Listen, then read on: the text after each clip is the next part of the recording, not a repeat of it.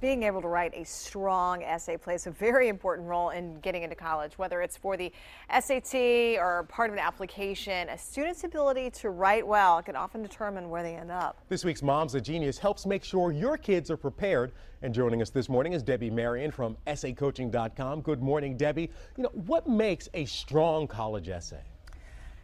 First of all, it has to capture you from the very first sentence. It has to have a point to it. It has to have some information about what's going on in the student's head, their thoughts and their emotions, and it has to be able to tell the story.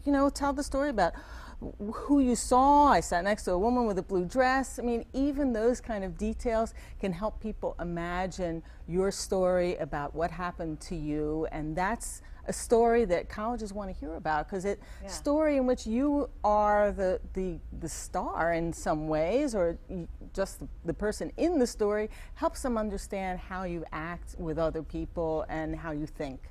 Now, I still remember the angst I felt when I was filling out my college applications. The essay is the part that you really just, writer's block. You're so afraid that this is going to do it. I'm not going to get in because of this essay. Can it really hinge on that?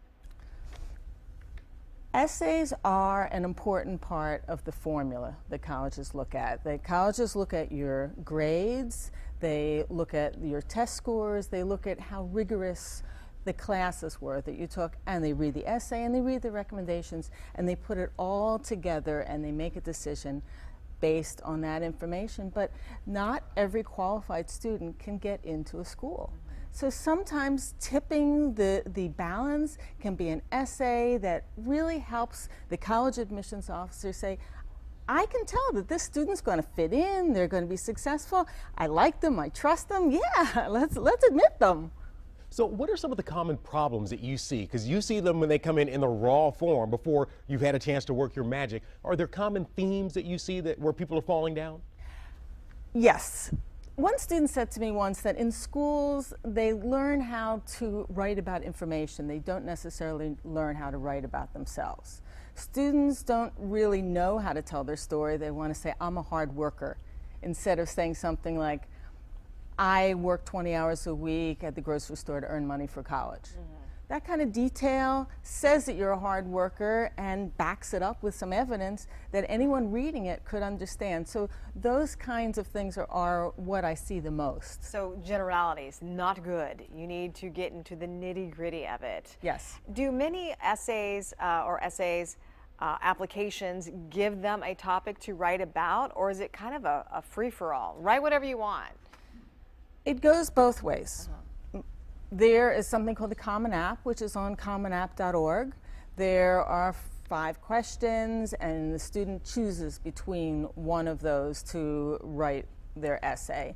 And then there are over 500 schools that take the Common App, so they check off which school they want to go to. But then individual schools also have their individual questions, like University of Michigan has 2 other additional essays that they ask students to write about why do you want to go to Michigan, and what kind of community are you in, and how do you fit in, how are they your people, how are you one of them, and how are you standing out in your group.